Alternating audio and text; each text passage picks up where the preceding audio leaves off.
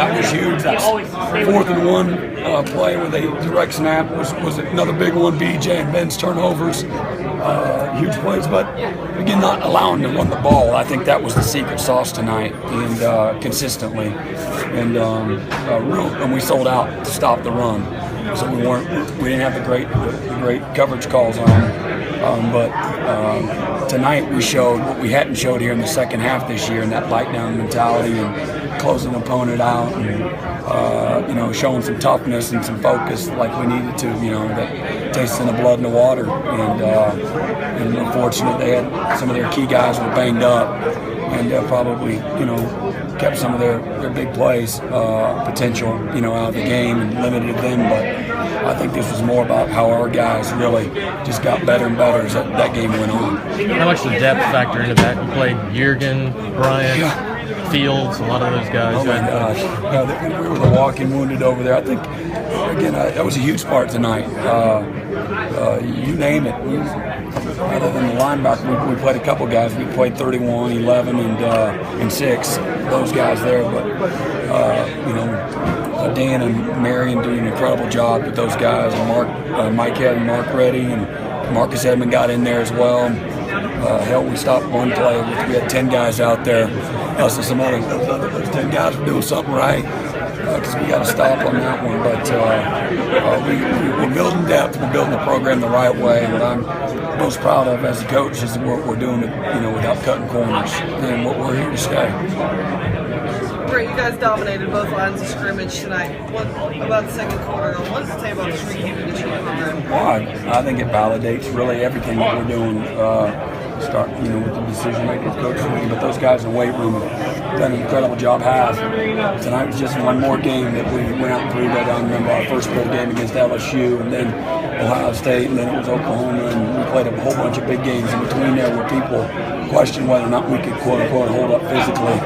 And it's not about a conference or this game's pretty simple, and it's about having tough guys who play physical, physical strength, but a physical toughness and mental toughness as well. And I think that we're as good as anybody that way. How important has it been how Cordray has stepped up to be kind of the opposite guy? I think his maturation, Kevin Dodd and B.J. Goodson, those were my 3 guys that I just didn't know enough about as players, and consistently having to perform at a high level. Just hadn't seen enough. And all 3 of those guys, and Cordray has been a huge part of it, came back and really played well in the second half.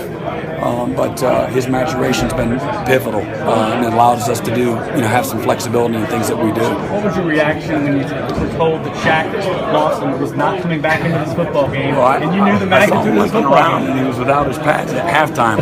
I'm like, what the heck happened to you? I had no idea. There's no time for any of that. Oh my gosh, Shaq's out. I'm just calling the defense. So.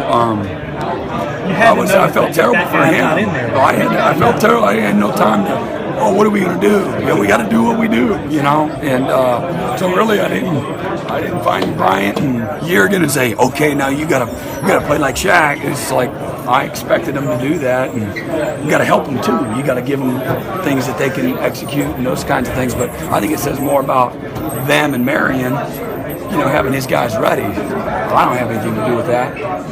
What about the second I felt terrible. I felt terrible for Shaq. That's the first thing that came to my mind was how awful that was for Shaq, because without Shaq and the way he's played this year, we certainly wouldn't be here. The way you guys played in the second half? I thought as a team, we just really bit down and threw up their plays on the board over there. Guys that do this and do that, tackle better, cover better.